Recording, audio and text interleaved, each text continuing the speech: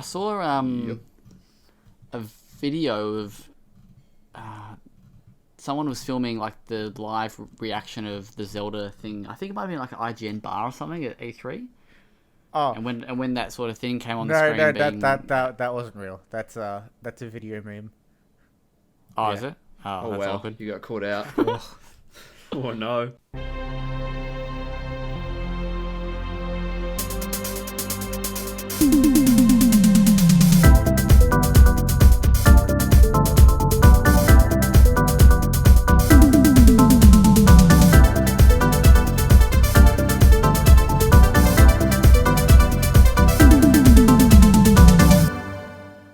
Welcome to the WellPlayed DLC podcast, episode 6.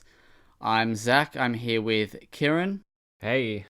Jordan, Hello there. and Dylan. Yo. How you going, boys? Good, mate. Good. Yeah, just been chilling out in this cold weather. Exams are over and I can finally fucking play games again. Woo. So yes, very exciting. How long until you start the next semester? I got from now till the 30th of July, so I got a good month and a half. Oh, mate. Nice. Put your feet up. Yeah, mate. 2 days a week at work, the other 5 just playing games. Already platinum 2 games already. How in the many last 3 days. playthroughs of Troll and I are you gonna do? You Maybe- should stream maybe it just on a solid one. on your channel. Yeah, no, I don't think twitch.tv/grumpygoron deserves to play a game that's that good. Sorry. That's okay. You can Thank you, you can use our Twitch. Nah, I'd rather not. They don't. Oh, How'd you're you so go modest. in your exams? Yeah, quite well. I think I tend to just do really well on the assignments and then kind of just walk my way through the exam. But I think I did okay in them both. Hopefully, I don't get an email back in the next week saying that I fucked it all up. But yeah, I'm just gonna try and not think about it for the next couple of weeks and just keep playing some games because I haven't been able to do that for a while. Tell our 12 listeners Yes, what 12. you're studying. So computer science and games programming, and I've been doing it forever. So you're going to be a game developer. Yes, can't wait to work crunch. That wasn't a thing that was often spoken about when I started programming, but it is now, and it's starting to slowly come towards the idea that I'm going to have to work 100 hours a week until I die. But I mean, aren't to you make everyone with else us? happy, it's worth it. It's all good. I'll make a Troll and I sequel. Can you make an AFL Evolution Troll and I theme game? Ooh, can I get a bit of cricket in there too? Yeah, sure. Yeah, no, why not? Cricket ball. That's going to be a new sport. Cricket ball. Yeah, and cricket I. ball and I. Evolution 2. Cricket ball and I Evolution 2, the name of the episode. Made by, what was it? People Fly. People fly People Fly, occasionally. Yeah. That's the one. But yeah, no, it's a fun degree. It's 4 years through now. It's technically a 3-year degree, but I'm a slow boy, so slowly making my way through it. it's But What's your favorite programming language? It's the crunch. The crunch is the extra year. yeah, exactly. Favorite programming language, C++, because it's hard. Yeah, rough times. And it's the one you do most of your games programming in. Yeah, it is. It's the one that also has the most memory leaks. But anyway, please, no more programming speak. You're going to give me PTSD. Please. All right. Well, full on. So you said you platinum 2 games. What'd you platinum? So, first game I played when I got back to being able to actually play something, I looked at my, all my games that I have sitting there sealed because I have a mountain of them. And then I was like, oh, well, I'm kind of spoiled for choice. Like when you're scrolling through Netflix and you can't really decide what you want to watch, so you just don't watch anything. That was me yesterday. Yeah, so I was doing that. And then I went on my on my PlayStation, saw all the digital games I had. I saw that I had Parappa the Rapper there. Yeah. And I hadn't ever played it before, but I'd obviously I enjoyed I'd enjoyed what I'd seen of it. So I played through the whole game in a night, platinumed it, so, got perfect for all the songs and stuff. The game's fun as hell, but God, it's a bit broken in terms of trying to actually get perfect, because it's not as accurate as you'd expect it to be, how Guitar Hero and stuff was a bit later on. It's a bit delayed and a bit weird, but finished that. Then I went back to Far Cry New Dawn, platinum that. I had a couple of missions in that I needed to do. And so I'm at 110 platinums now, which is a bit rough. I'll let you guess how many I have. Weird flex. I don't think I want up trophy hunt anymore because I've been playing Kingdom Hearts all day trying to do a run where you have to use all your default equipment. And it's, I did that. That was awful. It's driving me insane. I got to the World of Chaos boss up until the last stage. You had like a millimeter of health left, and I fucking died, and it took like 90 minutes. Rough. So yeah, I'm Have living you off tried? of that. So Just get good. yes, but it didn't work. I also died. But yeah, it's been doing that. So did you learn any new dances for when you go out and celebrate your graduation in Parappa the Rapper? Yeah, I also learnt how to drive properly, apparently, and knowing how to close the door, which is apparently important when driving a So vehicle. let's be real. He's waiting for Just Dance so he can learn some new dance moves. Yeah, I'm getting that True. on Wii. Can't wait. But no, I don't know. Parappa the Rapper was fun as hell. I think I might. I know the sequel's on there as well, the PS2 classic, but I don't know if that one's any good. It's alright. But I thought I might get that too. It's still pretty janky. Yeah, right. I think I might give it a crack, but it's got no platinum. songs which are way is better. kind of like the songs are better in 2. Yeah, I prefer Ooh. them. Yeah, see, my favorite song on 1 was the chicken. She's dope as hell. There's no Chop Chop Master Onion classic from the first game, but you know. Yeah, fair. Yeah, no, I've had a great time with it. Cool. What's everybody else been playing? Jordan, have you been playing something other than Breath of the Wild? Actually, yeah. I've been mixing up with Devolver Bootleg. How's that? It's awesome. That's right. Yeah. Yeah, I forgot that you. Yeah, it's by all means, it's an authentic bootleg experience. Like the whole display is like a fraction of the size of my monitor, and it doesn't show you the controls properly. It's like, and you look at everything, and everything about it is like perfectly bootleg to the point where it's done excellently, Love it. and it's just so good. And then outside of that, I've also been playing Destiny 2, because I felt like playing some Destiny for a while, and all the stuff that I paid for is out now. So, yeah. Sick. How good's is it Hotline in Hotline Milwaukee? Milwaukee. or- That no, was sorry. my favorite so Hotline far. Milwaukee. It's so good. That and Enter Oh, the Gun no. Dungeon. If I ever went back to the US, that's one city I'd want to go to. But why? Old Milwaukee. A couple of reasons. Actually, yeah. First reason, that's the NBA team that I follow. Right. So I like maybe that. I'd go check out the Bucks. Second one is because my favourite beer is brewed there. VB isn't brewed there. I don't like VB, mate. I'm not joking. Wow, what a shout out. Third one is because that 70s show was filmed there. Ooh. I just learned 2 things about you that I didn't know that I actually enjoy that you enjoy as well. That 70s show and the Bucks. Big Get fan. around them, I say. Lovely. Oh, huge fan. Yeah, that's awesome. I'm a big buck. What's that game? Buck Hunter. Buck hunter, yeah. Fair. Wow. Yeah. Anyway, Kieran, how about you? I have been smashing some Crash Team Racing, and my review for that should be out as we speak. Ooh, what'd you give But it? I haven't written it yet Ooh. because not we're yet. traveling And forward when in Kieran- time here. Yeah, fair. Okay. But, ambitious. Yeah, my review should reflect that I'm really enjoying it. So, yeah. Sick. Is that all you've been playing? You didn't play... No, never mind. I think that was last week. What did I play last week? Yeah, I thought you sent me a screenshot, or maybe that was me sending you screenshots. Maybe. I just platinumed the first BioShock as Nice. well. That was playing through on survival mode without respawning was a pain in the ass. Sounds it.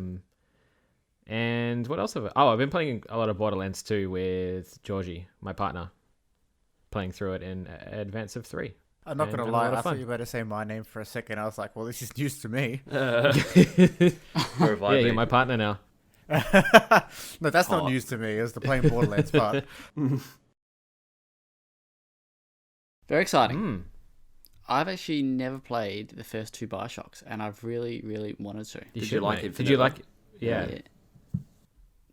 Wait. Did you What? like Infinite? Did you, was that... Is what we both tried to ask you. Did you like Infinite? Yeah. Yes, I did. I did like it. I didn't. Trent, as you all know, I'm not sure if Dylan maybe knows Trent, but yeah, so Trent lent it to me when I was living with him, and he talked it up massively. Didn't blow me away. It's a bit contentious, even in the Bioshock fan base. I love it.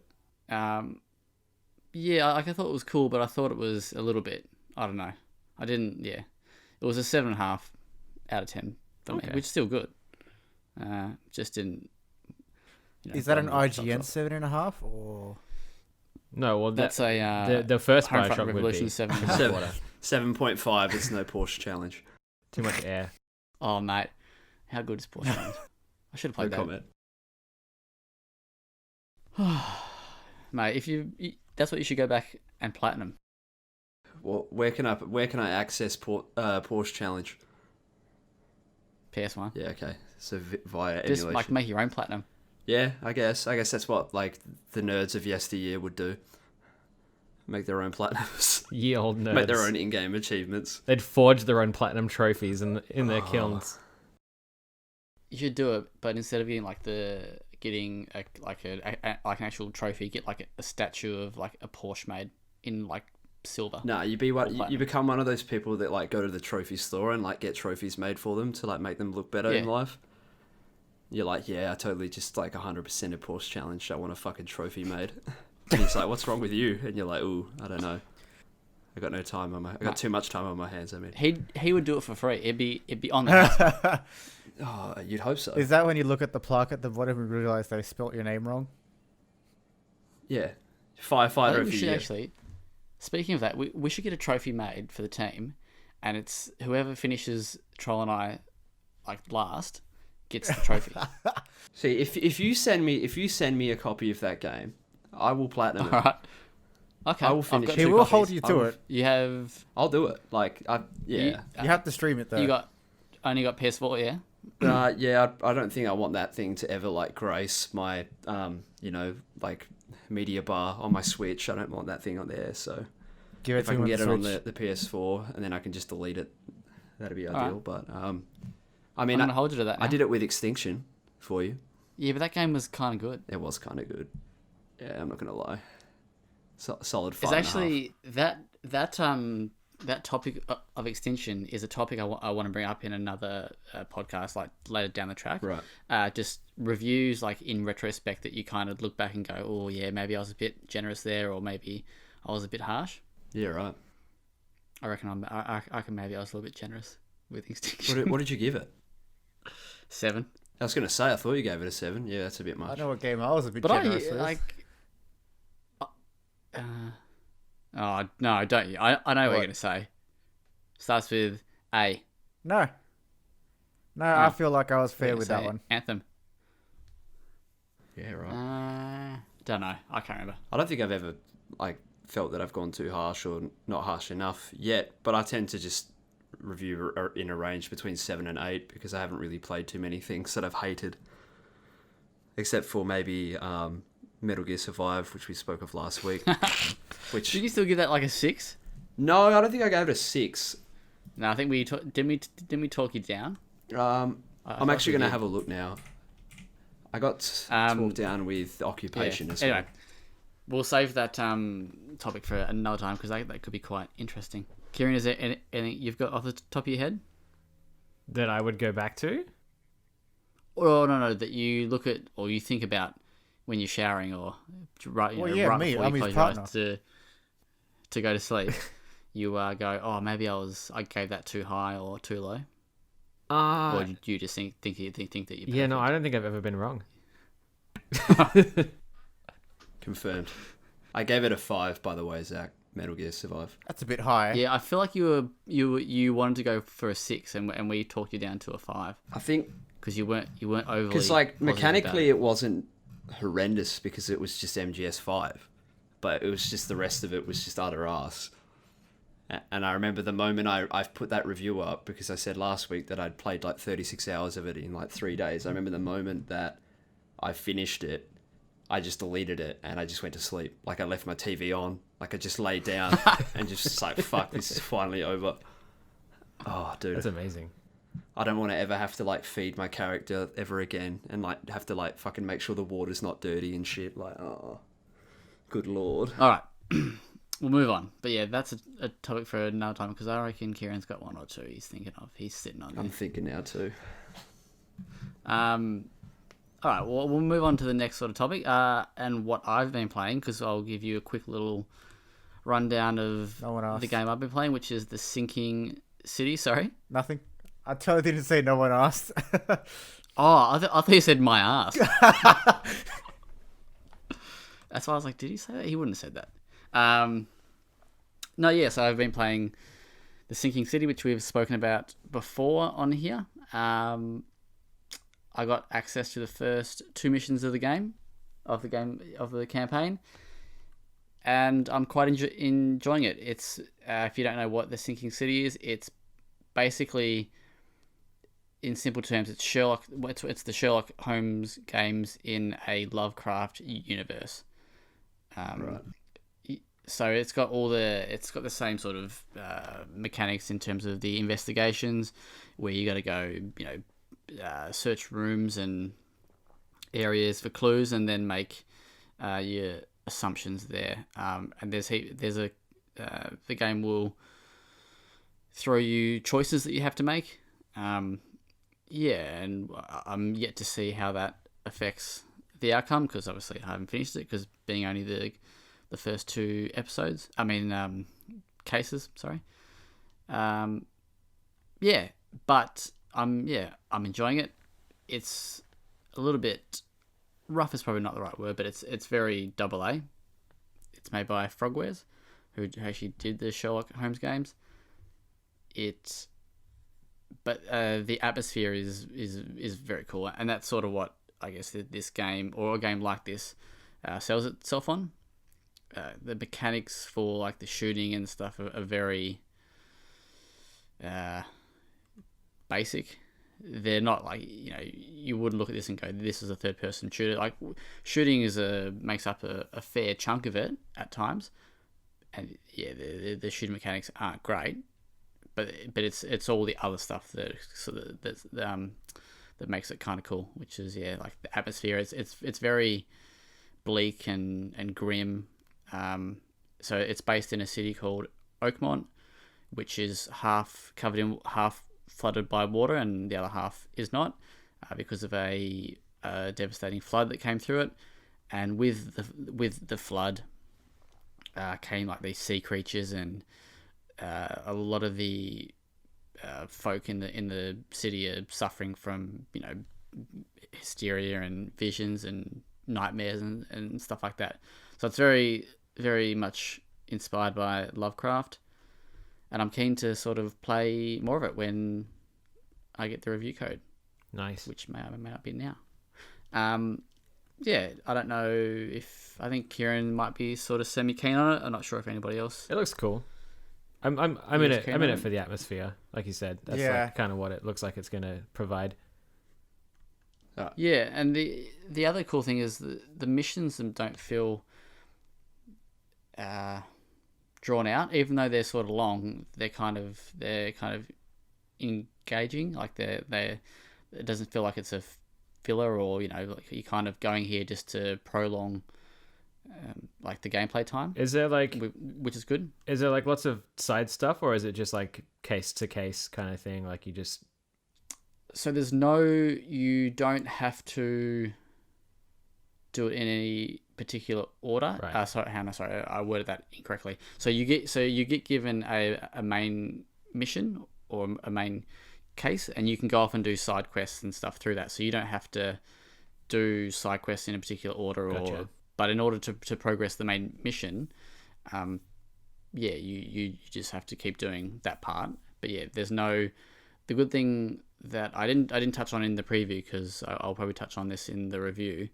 But there's no like level cap. Like you don't have to be, because it's sort of got like light RPG elements too. You got skill upgrades and all that. But there's no like level requirement for missions, which is one thing that I dislike about games like Assassin's Creed.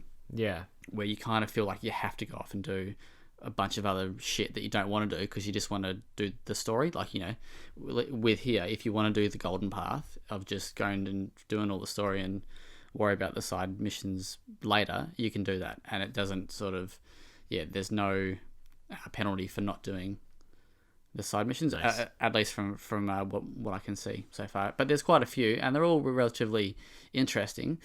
I guess the only downside would be that, I guess, like the investigation mechanics do sort of become a little bit, or I can see them becoming a little bit repetitive because it's you know, but that's like in any other game, you know, all the main mechanics always sort of end up being repetitive. It's just whether how engaging in that they are. Yeah.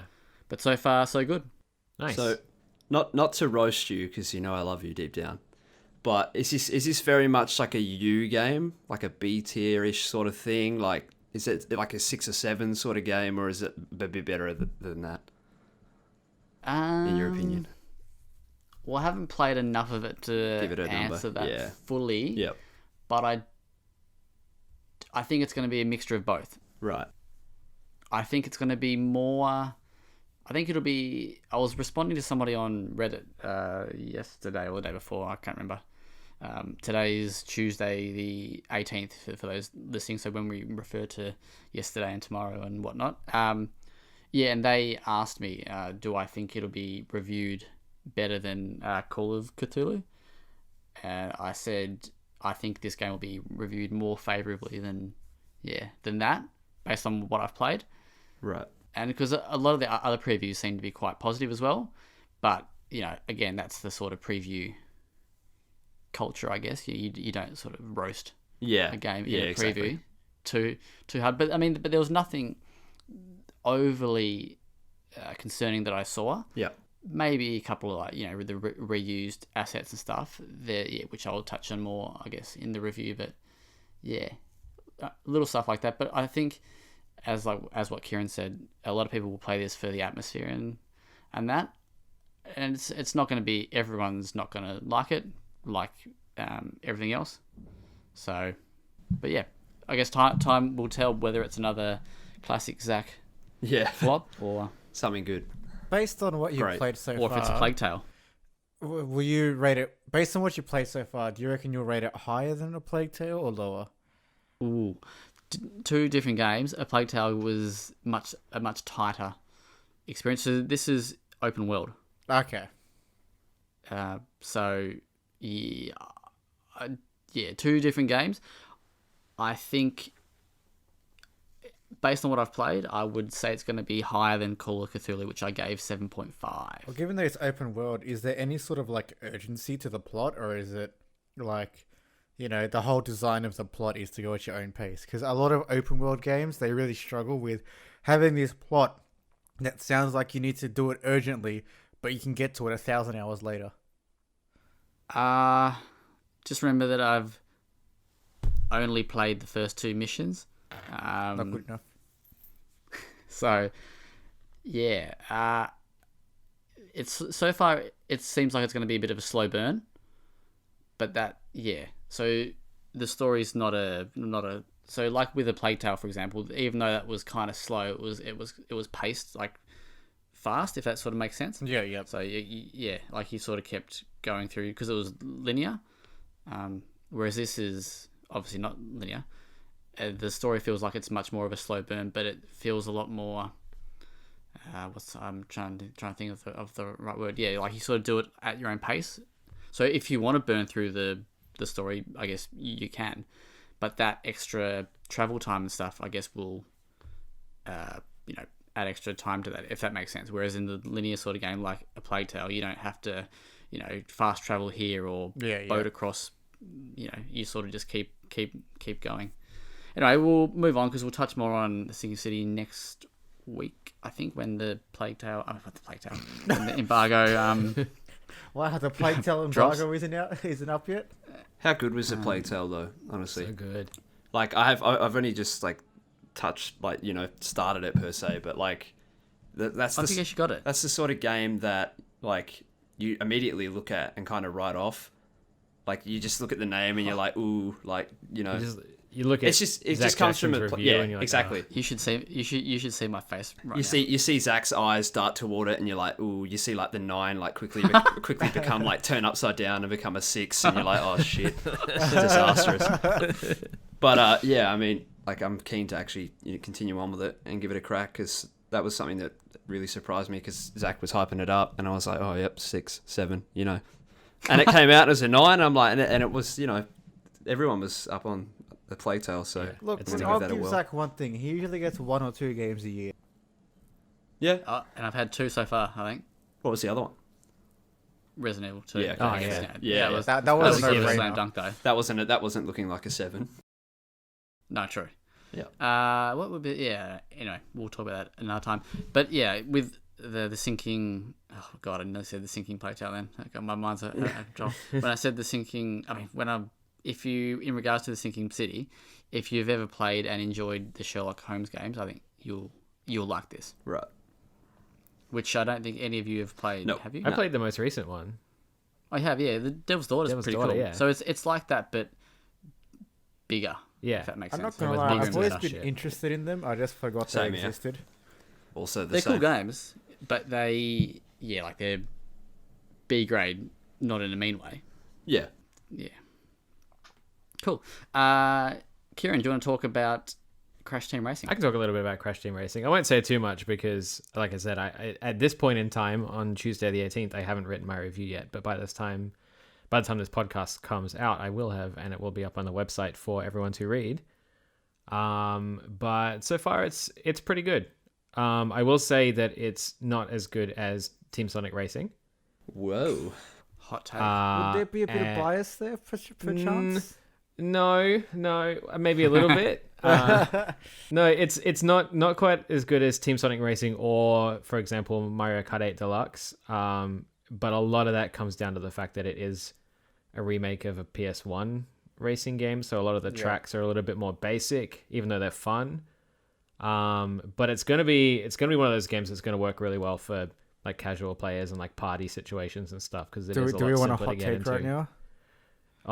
Yeah, do it. All right. CTR is better than Mario Kart 64 ever was. Oh, absolutely. I agree with that. Far more. Mario Kart 64 is like the hardest one to go back to, other than Super Mario It's, Kart. Yeah. honestly, I still like it, but I find it the most overrated. I feel like the people that say it's the best one are just looking through nostalgia. No, it's either 8 or Double Dash for me. Yeah, okay.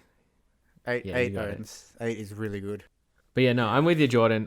Because like at the time, Crash Team Racing was definitely the more technical of the two as well. Well, yeah, even then, and even if you look at some of the design of the game, there were things that Crash Team Racing did back then that took years for like Mario Kart to do. And things it's still not doing, like you Yeah. know, an adventure mode and stuff. Yeah. So Yeah. yeah, I'm having a lot of fun with it. I haven't got a chance to try it in either Nitro. What's the PS2 Nitro one called? Kart? Nitro Kart tracks Yeah. yet. But Did I'm people keen not to like see how Nitro those Kart go. back in the day? I feel like I did. Because I feel like a lot of people now are talking about CTR and being like Nitro Kart was trash. But I'm like, was it? Was that the consensus back then? Because I feel like people, played Nitro Kart and had no real issue with it. Maybe I mean that was the same generation as Double Dash, so it had competition. Yeah, true. But I won't say too much more about it because I will save that for the review. But it is a beautiful, beautiful game, and Sweet. it's super fun. On the scale of Super Kids Racing to Force Challenge, where does it sit? Wow, That review still cracks me up. Okay, so there's a review I'd go back to and score negatives if I could. I still love that point. I could have used my $10 on a pizza. Yeah, that's one of the funniest reviews I think I've ever read. That was a very good. The best So for context, Kieran reviewed a game called Super Kids Racing on the PS4, and we scored it a 1. It gonna is say, officially yeah. the website's lowest rated I game. bought it with my own money because I knew Wow. it would be bad and that I could trash it in a review. And I think the best part was all the people commenting on the review saying that I was a terrible journalist or a terrible reviewer because half the points I was making up were just completely sarcastic. But that's the whole point of the And review. it flew over a lot of people's heads. I love the final thoughts. Why the fuck is this game even allowed to be sold on the PSN store? The only reason I didn't give this game a 0 was because the website won't let me. Yeah, you've been the kart racer reviewer of the month. It seems like it, right? Yeah, You should I've been do spoiled for kart do races. like posthumous reviews of kart races. Like, do you ever play the Nicktoons racing game on PlayStation 1? Yes, Oh, dude, that game was not I played the that bad at all. I played the Nickelodeon kart races, like the new one on the PS4. That was horrible. I was gonna say I haven't heard any good things about those. So Terrible, no point terrible, really terrible seeing. game. You know what was a bit of an unsung hero for kart races? Diddy Kong Ooh. Racing.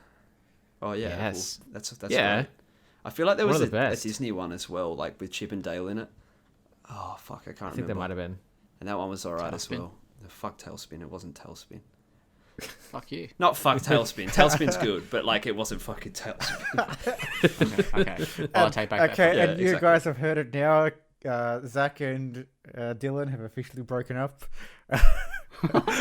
Yeah, I mean, I didn't do any swearies on my first podcast appearance, so I thought I'd whip out a couple today. Wow. All right, let's. Oh, unless you got some more No, anything I'm on good. Crash Team Racing. Yep. Actually, quick question. Let's leave it at that. Quick question. Okay, yeah. I did notice in my preview for it that on the Mm. Pro it was running at 60 frames a second. Is that still the case? I have no idea. I can't tell the difference. I think it's running. Is this CTR? Sorry. Yeah. Yeah. It's, oh no, I'm too I busy think at thinking of the 4K specs it for doesn't run Sonic. at 60, but maybe I'm wrong. Most games don't run at 60 on 4K with the best Yeah. of computers. That's what I mean. Like, because I'm playing it on my 4K TV. I'll have to have a look. It runs well. Yeah, oh, yeah, for sure. I mean, it ran well in the preview build, and that's Yeah. saying something because most preview builds don't run that well. You know, I'll force it down to 1080 and I'll see if it makes a difference. Force Unless it it's down. the sinking city. We love you, Frogwares. All right, we'll move on to our, I guess, a couple of our main topics. E3 was a week ago. Mm. We'll do a little bit of post E3 discussion. Just go over some things we liked, things we didn't. We'll start with the things we liked. I guess we can take in turns and go around the round table.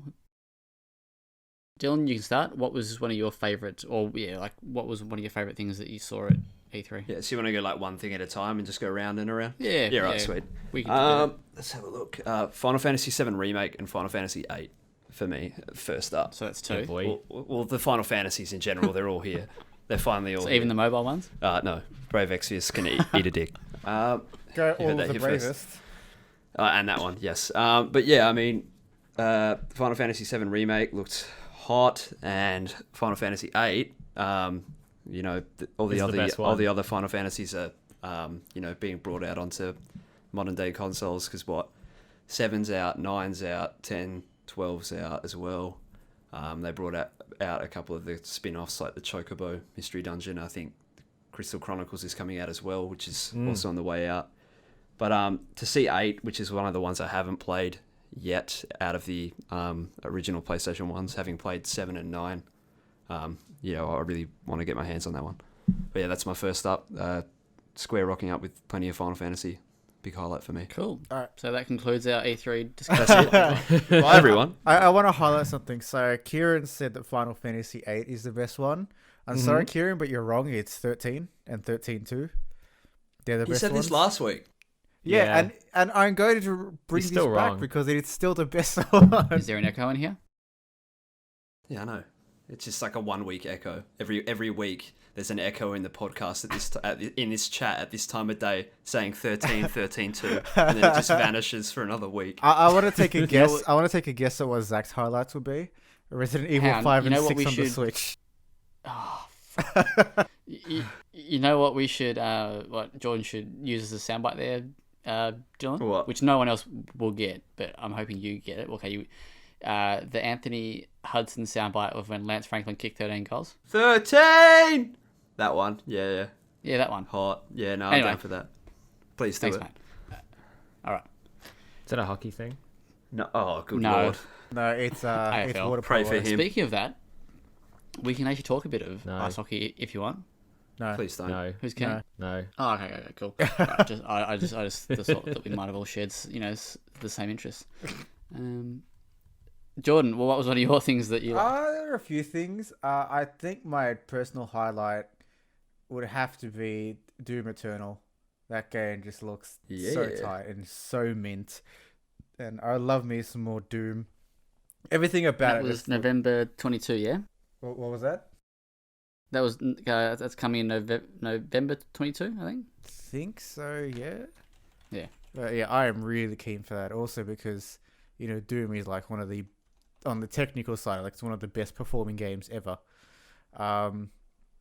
And yeah, it just, everything about it looks awesome. All the art, the changes they're doing to the gameplay, or the verticality. It looks like they're improving on just about all the faults of the first of the reboot, which is awesome. So I can't wait. Here's a little question for you, sort of off topic but on topic. If you could pick a different studio to develop another Doom game, so not id, who would you pick? Oh, that's a tough one. Oh, Nintendo. Honestly, I'll probably go Digital Extremes, the guys who do Warframe, because they worked on the Unreal tournament games with Epic, and so they kind of understand. The one that got cancelled? Well, no, all the older ones as well. How good was the old one? But yeah, so they kind of understand the fluidity and movement that is required for that type of gameplay. So I think it'd probably be those will be one of the best guys to do a Doom game that isn't id. I thought you were going to say Respawn. No, Titanfall maneuverability is very different to Doom Doomfall. maneuverability. Plus, they're busy working on that really average-looking Star Wars game. Ooh. That's not one of Actually, your there's highlights, is it? Some interesting. Actually, we'll bring that up in the news. Kieran, what did you like? Well, apart from Final Fantasy VIII, which because Dylan stole your thunder. I don't care if Dylan stole my thunder. Final Fantasy VIII. Yeah, go again, please. Oh, was that 13? Shut up. Yeah, no, definitely that. And the 7 remake looks awesome. Looks better than I was expecting. But I really, really like what I saw of Luigi's Mansion 3 as well. Yeah. Nintendo. I'm the only one who stuck to one thing. Dylan chose 2 things, and you've chosen 3 things. Well, to be fair, I guess Kieran just sort of repeated Dylan. Yeah. That So counts. So basically shut we the blame- fuck up, Jordan. So, we so, blame- so Dylan is his Wow. highlight as well as Luigi's Mansion. Yes. 3. Dylan is my highlight. You're breathtaking. Your breath. Yeah, anyway. All right, I'm going to stop there then. No, keep going. no, go on. No. I'm listening to you. No, I was actually just going to say I think Nintendo really brought it with Yeah, they actually showing off their games for one. I'll get to that in my dislikes maybe, but yeah. And Cool. you, Zach? Sorry, I was kind of off in dreamland there. For me, it's got to be Resident Evil 5 and 6 on Switch. Yes, I knew it. No. I knew it. The best Resident Evil game. No. I All right, that's your reckon one thing, Watch mate. You can't Dogs- have 2. Damn it! He's got you there. Watch Dogs Legion for me Yeah, that looked really mint. What- It does was look what got good. my post Brexit jorts real tight. So I'm keen for that. Keen to play as an old granny or an old dilf. What I kind don't of know. what kind of team are you going to build? I don't know actually. Maybe like a hooligans because I'll be in England. Maybe I would make me and Dylan. I'll Chill. make the well-played team. So we'll kind of just be like a bit of everything. A Well, bit you of everything can't who make achieves them. nothing. You'll have to find us in the world I will. Dylan will be. at uni. Actually, no, never mind. I was That's going gonna to be say, harsh. yeah, please don't. I could feel the negative energy. You'll find Dylan Cool. and Kieran having a circle jerk over Final Fantasy VIII in a corner. Yeah. Yeah, boy. Well, hang on. If the year is what year is Watch Dogs set? Oh, Do they say? I don't know. Or do they just say a I post think it's Brexit just future? post-Brexit. You would think that. Do you reckon by that year, whatever that post Brexit year is, Final Fantasy remake will be fully out? No. No. Nah. Maybe that's like the end game. So when you Yeah. finish the game, you get like a trailer. I think if you assemble a team of like game developers, you just spend like 8 years in game just finishing Oh, it. yeah, they could make a new trailer. Wow. All right, Dylan's had his second one. So Jordan, what's your second one? Legend What was of my Zelda. second one? You had Final Fantasy. yeah, VIII? you had Final Oh, true. Fantasy VIII Yeah, and Final fair. Fantasy VII All right, remake. take it. Um, Take it. Ooh, that's a tough one. Because there are two that I want to do, but I'm not going to, break the rules because I'm not an anarchist. You can like break that. the rules. Oh, okay. Well, then both the Zelda Yep. announcements. So Link's Awakening and the Breath of the Wild sequel being in development. As a big Zelda fan, it makes me very happy. I saw a video of someone was filming like the live reaction of the Zelda thing. I think it might have been like an IGN bar or something at E3. Oh, And when that sort of thing came on the no, screen, no, being... that wasn't real. That's a video meme. Oh, yeah. is it? Oh, Oh that's wow, awkward. you got caught out. Oh no. I just saw it on Twitter, man. I just saw it on Twitter. That's that one where like they like photoshopped like the DVD logo going into the corner of the Yes, screen. yes, it's that exact Everyone's one. cheering. Yeah. I was scrolling through my feed and I saw it and I was like, what the fuck is this? And then I watched it and I was like, okay, sweet. It looked... I was like, that's nice. You looked Turns high. out that it's fake. Wow. Sorry, mate. A for That's effort. okay. A for effort. You like that? That's what you get when you rely on Twitter. All right, so Kieran, well, what's your next? Haha, he's gone. So now's my turn. Wow. Back to me. You know what? You can go. I'll let Finally, you fucking skipped me last time. All right. So another highlight. Banjo Kazooie and Smash. Is anything that's not Nintendo or like Final Would you Fantasy in this smash chat? Banjo-Kazooie? Was there anything else at E3? Yeah. I mean, E3 was pretty barren. Let's be real. I got plenty of negatives to talk about later. But no offense to Lockie Robbo and the Dragon Quest Illuminati group, but the hero's fine. That's cool. I appreciate that. I respect what Dragon Quest is. But having Banjo in Smash, it's probably going to bring me back to it. Because, to be honest, since I reviewed it, I haven't really gone back. Joker didn't bring me back, although it was an interesting reveal. But Banjo's, the character that's actually going to bring me back to Smash. And that kind of, the fact that relationship between Microsoft and Nintendo is now a thing, it opens the door up for, future Banjo-Kazooie games.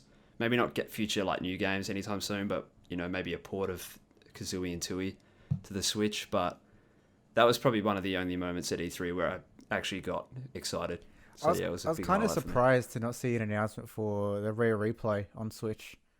Yeah, you would have thought that would have been a good idea maybe to add in with this, but for some reason they were just like, yeah, you can just have Banjo, just chill the fuck out for now. That's all you get.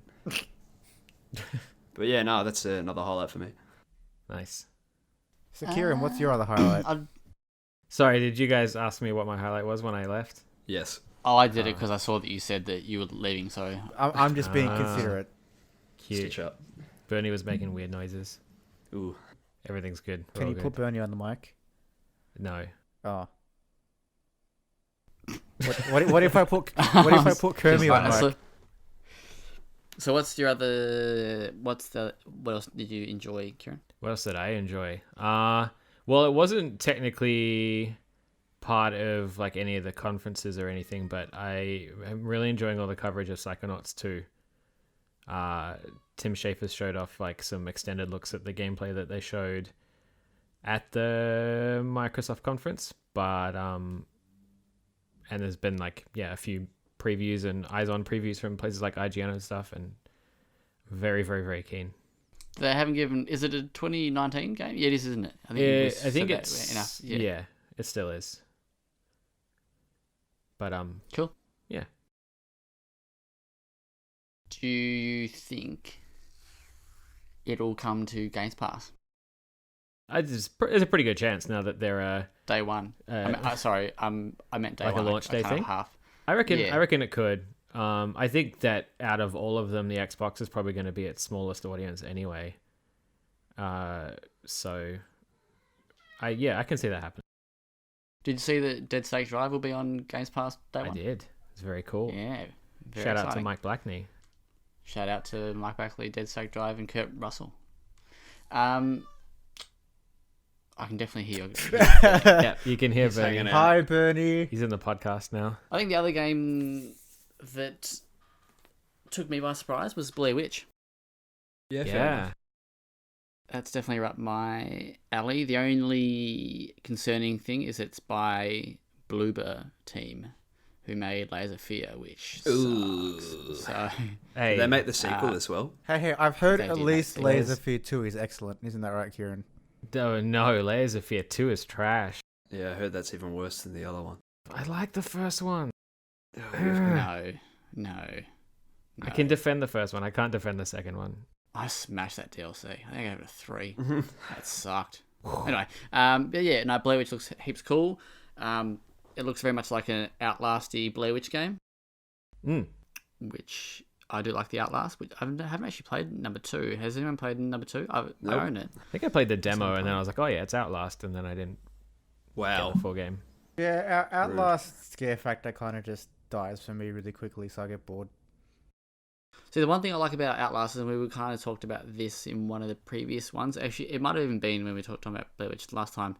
But those type of games where they're not long, they're Yeah. short. Yeah, so not drawn out. So that's why Soma was quite good. Yeah. I think I said those exact Soma words. is excellent. I installed Yeah. Soma yesterday. Do it. It's Play awesome. it. Yeah. So I'm hoping that Blair Witch is no more than 6 hours at most. Yeah, let's hope it's Yeah. not For a game like like that. 5 is Alien- like the sweet spot. Let's hope it's not like Alien Yeah. Isolation where it outstays its welcome halfway through.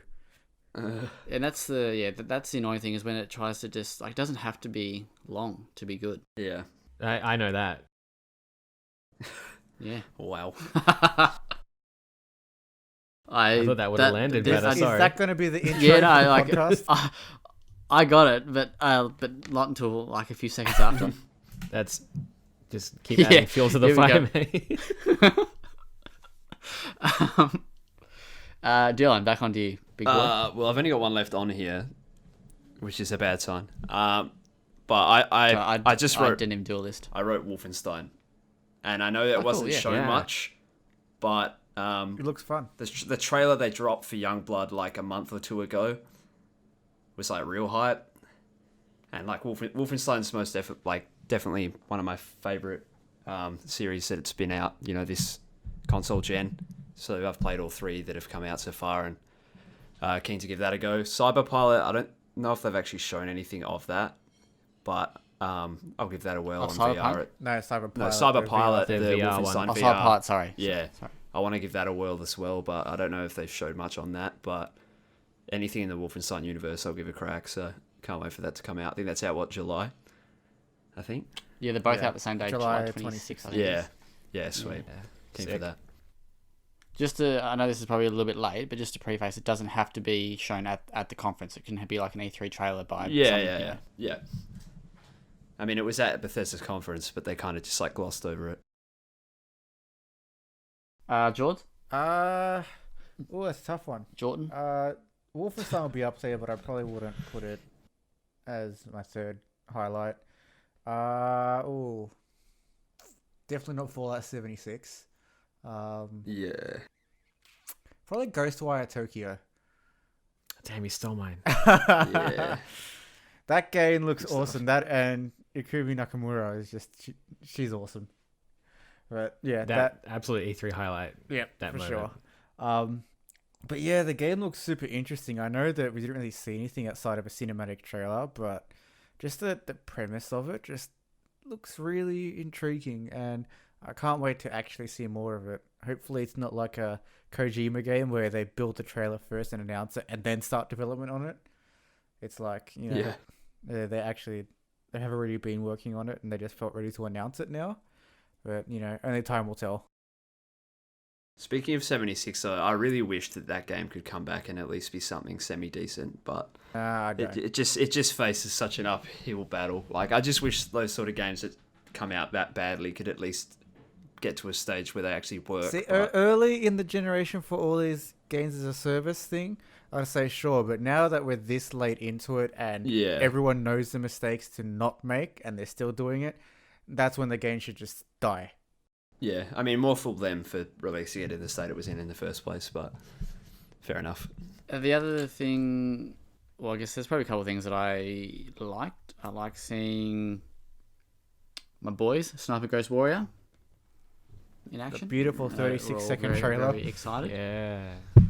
There was actually gameplay by IGN and PC Gamer and some other YouTuber, which I didn't watch. Actually, I did start to watch it, but it was way too dark. Like the footage was super dark.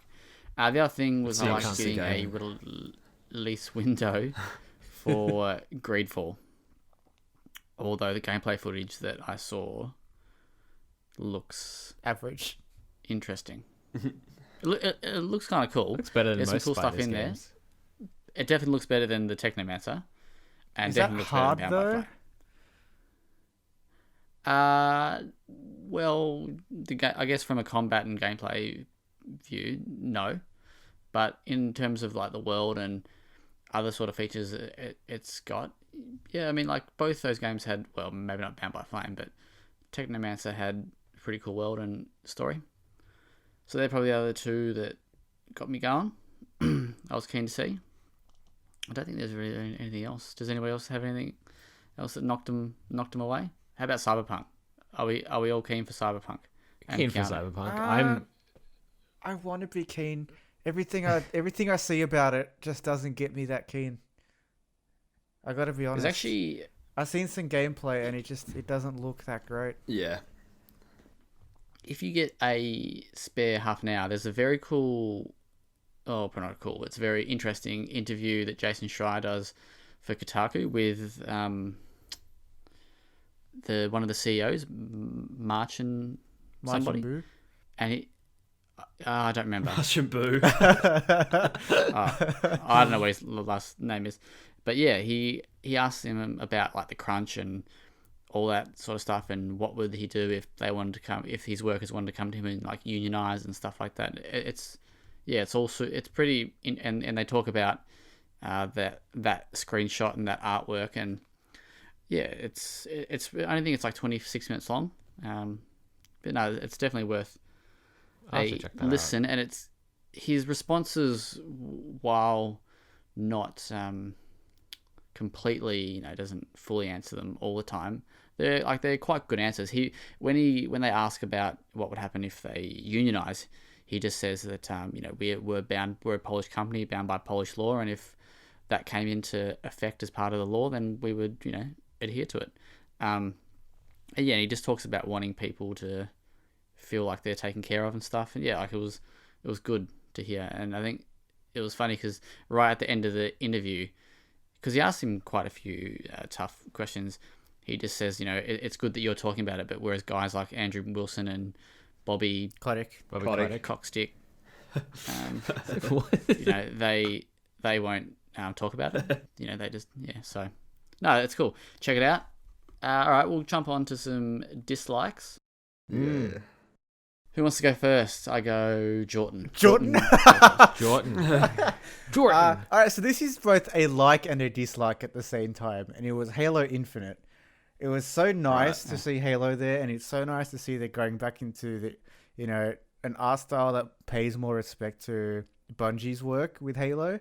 But at the same time, they've been working on the game for so damn long. How can they show us so little of it? It's just, it frustrated me. Did they even show any gameplay? Was it not just like a cinematic trailer, or? Well, it was. It was technically the first cutscene for the game. It's the opening cutscene. Right. Okay. And it was cool to see it all rendered in game instead of that pre-rendered garbage that they do for Halo 4 and 5. Get that shit out of there. It's I'm hoping we see more in the next few months. I doubt we will. But yeah, given that they've been working on the game for so long, they really should have just shown more, because all we really saw was Master Chief has a new suit somehow. I don't know how they're going to explain that. And he's floating in space. I don't know how they're going to explain that. So, they got to come up with something miraculous. But just to ride on those coattails, I thought it was odd that they didn't show off any gameplay footage, especially with Sony sort of not being there, and this was, their sort of moment to grab everything by the balls. It was Microsoft's conference to lose, and they still lost. I feel like Microsoft have been in this situation before, like a couple of times, because I think there was a year where Sony had a bit more of a lean showing, and it was Xbox's time to capitalize, but they just never seem to be able to capitalize on the the opportunities they're given, and this year was the same. I mean, maybe I was over expecting, but I really thought that this would be a good time to show off Halo running. Like even if it's like like I said on the Microsoft thing, like a vertical slice of Halo running on the Scarlet, just to get people, excited about something, Maybe rather than just another cinematic trailer. Maybe they're kind of scared to go first, like last time. But see, this is the thing though: is Sony went first with all the information about loading speeds. Yeah, and, true. faster performance and all that sort of stuff, and then they sort of come out and just said the same thing. So it was let's briefly talk about how deceptive and tricky the Microsoft marketing team are. Say that the Xbox will do 120 FPS and 8K. That's not saying much. All it really is then just upgrading the HDMI out on the console. Yeah, just to say that it's possible for it to output that image. Yeah. But the way they worded it made it seem like games will run at that. I highly doubt any games will run at 120 frames a second on a console. The amount of power that you need to input and then... Space pinball. The amount of power that you need literally like some 8-bit platformer. Oh, just man. like this will work. Imagine the screen tearing issues with that. 8K, yeah. But 120. yeah, the amount of power that you need to input for that and the amount of heat that you need to dissipate is just... It's way too much for, a regular size That's called the console. Scarlet. It just glows red while you're playing it. You can only run it for 4 hours at a time, otherwise it just melts. While we're on this topic we'll quickly talk about this, but have you guys heard the news about the other Xbox console and the PS5 rumors versus Scarlet? No. Explain. I couldn't really find any sort of solid links. I found like a few things on Reset Era and Reddit and stuff like that. But the first one is there's rumors that Lockhart was cancelled, like the project Lockhart itself was cancelled. Now I don't know if that's true or where these rumors are based from, but yeah, there was a video that was linked, and I actually tried to find it today to put it in the thing, in the podcast chat doc thing, and it was apparently Digital Foundry. They said it was cancelled or something, but yeah, like I haven't found anything sort of concrete on that, which would be interesting if that was the case, because I thought that we would hear about both of them at E3. I feel like it's smart for them to just run with one thing.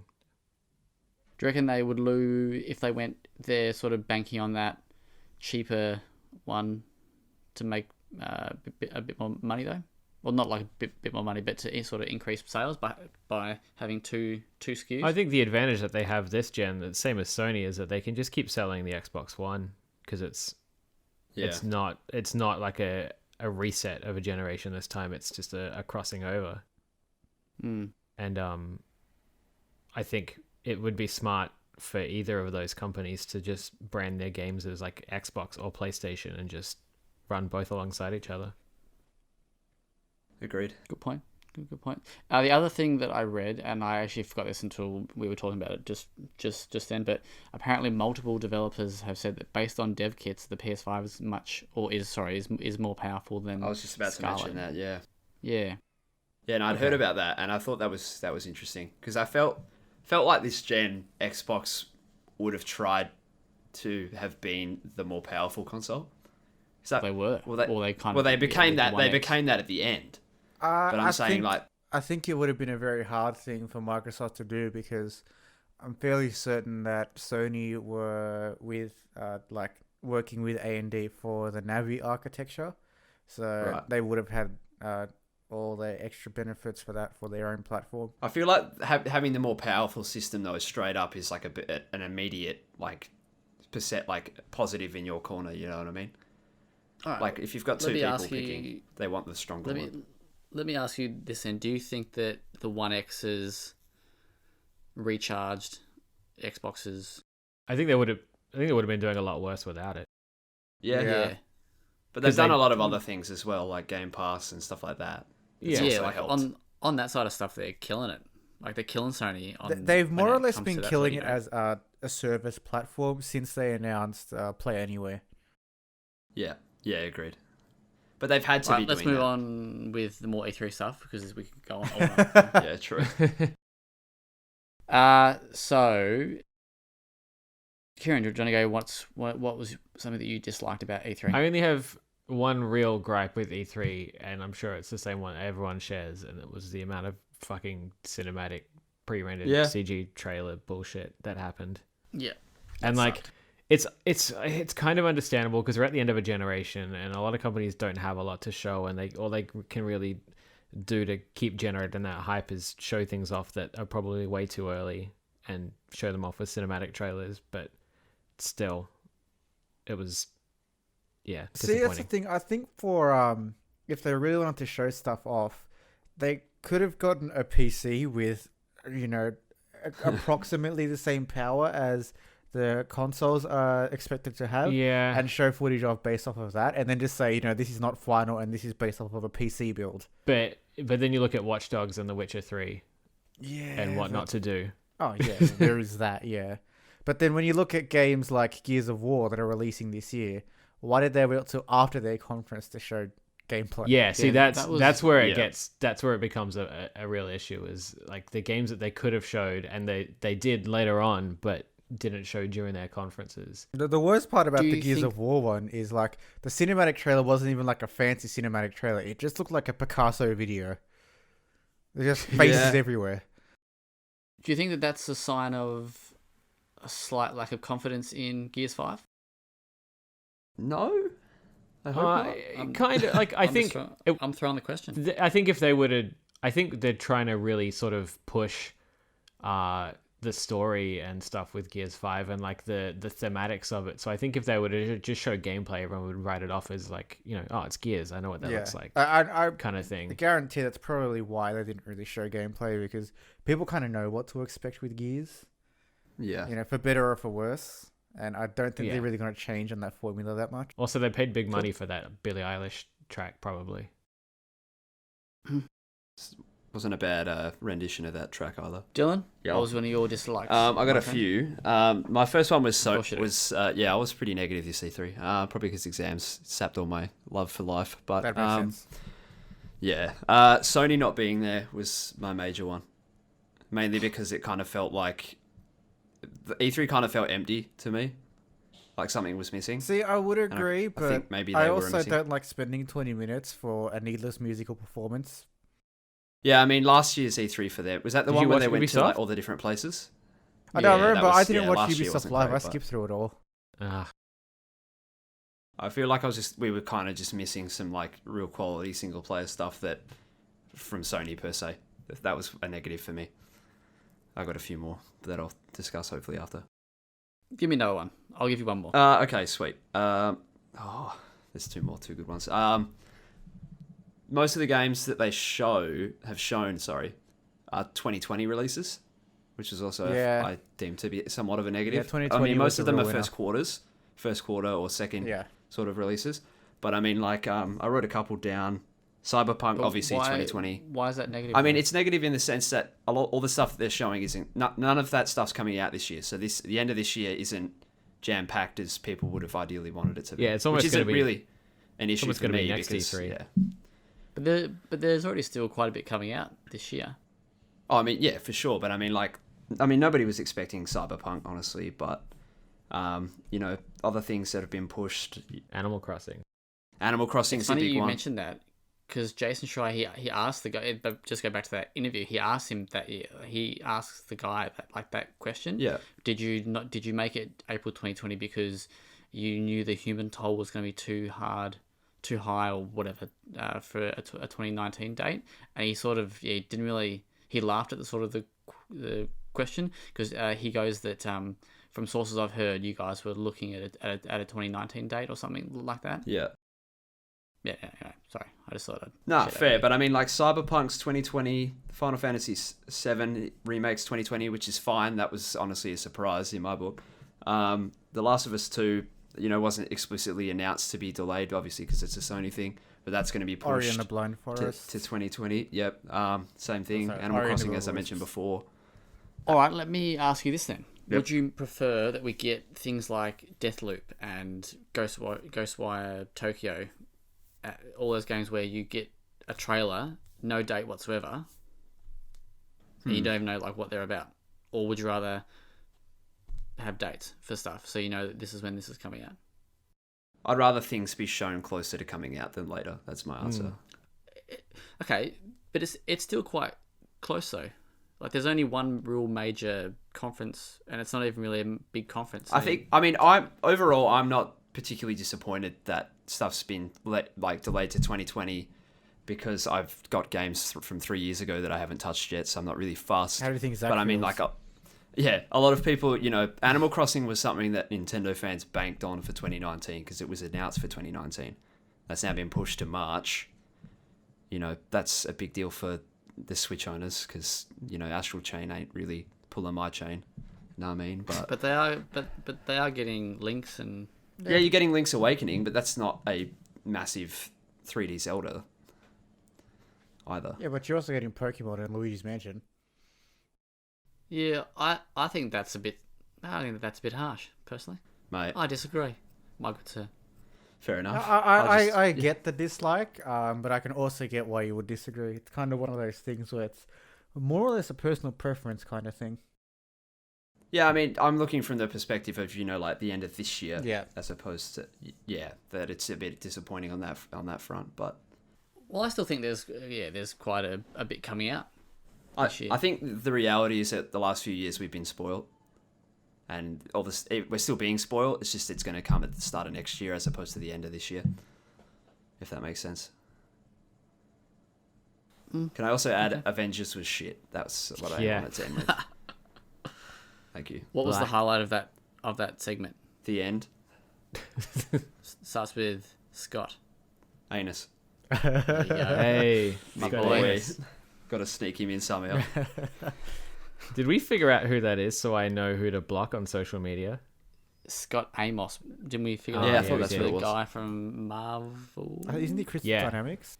No, he's from Crystal. He's like a producer on the game or something. Yeah. He's a big wig. But it's Scott with one T.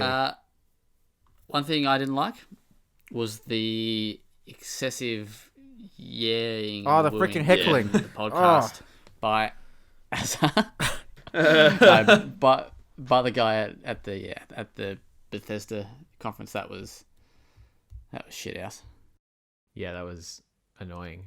That was a thing all through E3 in general. But it felt like it was more noticeable during like the shit game. Yeah, it was not. Yeah, because it was happening through like Fallout 76. That's when you knew something was up.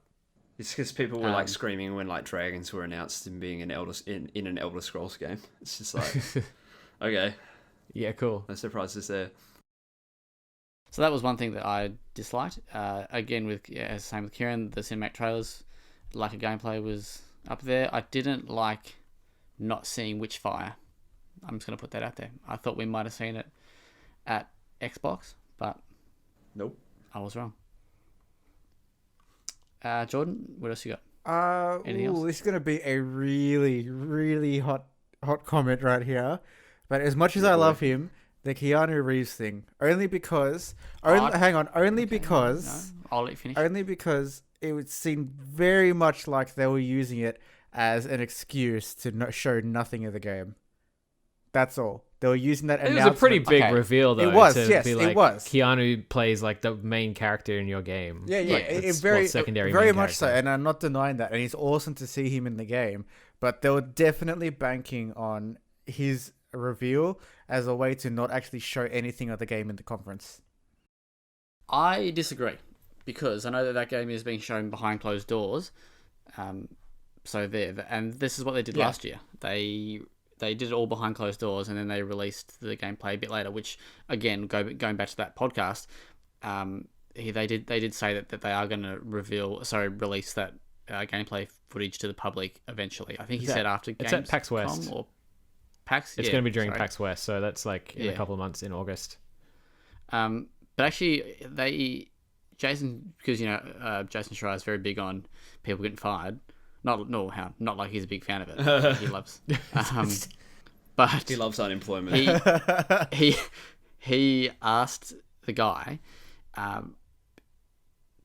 paying to have Keanu in the game when you have to lay off 400 people.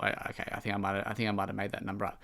When you had to lay off a bunch of people, off from GOG, does that sit well, kind of thing? Yeah. What do you say? And his answer was interesting. He just sort of said it's two sort of separate things, and you got to make adjustments here and there, kind of thing. Yeah, but like, it was an interesting question, one that I would never have thought of. All right. So, does anyone else have any other dislikes from E3? No, I've been Any salty like enough. major? I go major? on. People cheering as if Fallout 76 finally getting NPCs is a good thing. I mean, it's a good thing, but But should no, have it already been isn't. there. They should have been there in the first place. You shouldn't cheer about them making a problem and then trying to make a solution afterwards for the problem they made. Yeah, it would have been good if like he told the crowd not to cheer, and would have been like more along the lines of like, Well, you shouldn't have to cheer that for this. This entire should have thing already in been in there. general, they tried to play off like, oh, look at us, we're making jokes at ourselves because we acknowledge we fucked up. No, they don't actually acknowledge that, and they're not taking responsibility for the shit they pulled in Fallout 76. They're just showing us Yeah, quote unquote new content. Battle Royale though, nah, gross. The only other thing that I disliked was no Splinter Cell, no Dino Crisis, and no Parasite Eve. So I E3 mean, sucks. Too much like Tom I told you Clancy. on Twitter, if the Splinter Cell is supposed to be like Blacklist, then thank God it wasn't there. And no Time Splitters. Yeah. I'm just gonna ignore you, bro. All right. So another thing that was that I guess we've known for a while now is that Australia's going to suck when it comes to Stadia. But yeah, I guess we heard a bit more information. I think was it pre E3 that Google had their little thing. Yeah, it was like a week or week and a bit. I guess we'll just talk about that very briefly. Not Stadia specifically, but a streaming future. What do you guys think? Is that the way it's going to head? Would you, if you could use Stadia? Also, whoever said Stradia that's fucking fantastic. That was Was that Kieron. me? Yeah, That was like, I didn't understand as one. He said he had a better one, and I was like, what the fuck are you even talking about? But Stradia was, oh mate, that was legendary. I think his was Dardia. Yeah, and no Oh, one yeah. got it. Yeah, it wasn't great. Yeah, It was Yeah. alright. Nah, mate. Anyway, but so sorry, Azza, if you're listening. Love you. Fuck you, Azza. King of Yeah, Nightfield. if you could use Stradia. what's it called Stradia. Stadia, would you get around it? Like, would you pay the subscription? I think I would. If I wasn't so attached to my PlayStation, I think that I would. I don't think I would, just because this could be because I'm a PC gamer. I like being in control of everything that's happening more. So, I can tweak things in the background to make it be exactly how I want to be. And You get to make the choice to spend like $2,500 on like one computer. part. Exactly. Yeah. See, and I love that. I love buyer's remorse. For me, I don't think I would actually adopt a streaming thing. Things like Game Pass, yeah, for sure. If I played a variety of games like that, I'd for sure go for Game Pass. But I think the only thing that would stop me, and it's just like I guess letting go of sentiment towards ownership of things, but the fact that Stadia asks you to buy the game to play it on their streaming service Right. kind of surprised me and maybe rubbed me a little bit the wrong way, because I know that obviously that stuff's not going to be like forever. But and I'd probably want it to be significantly cheaper than if I was buying like even a digital version of something. But that's like a mentality that I think a lot of people are gonna struggle with, but is inevitable anyway. Yeah, because you have to pay a subscription fee for Stadia, then buy the games. Yeah. I think that you don't have to pay a subscription fee just to access like the basics of Stadia. Right. You just have to buy the games, but the extra subscription is better for reasons. Right. So this question, just so I guess the listeners have a bit of context, there was an article posted by gamesindustry.biz, and the headline is that 83% of gamers potentially interested in streaming services. Potentially. Yeah, it was conducted by Broadband Genie and Eurogamer, which found that 83% of 3,142 people were keen on playing games via streaming. 21% were absolutely interested, while 17% would probably use such a service. 17% had no interest. Yeah. Yeah, I am not really a fan. I'm not. I think I'm still old school in that sort of. I want Yes, you are definitely a old. console and I want to buy the game and not sort of rent it, so to speak. Yeah. Well, actually, I mean, you got to buy it from Yeah. Stadia. I think But, that Stadia. Fuck, I keep getting.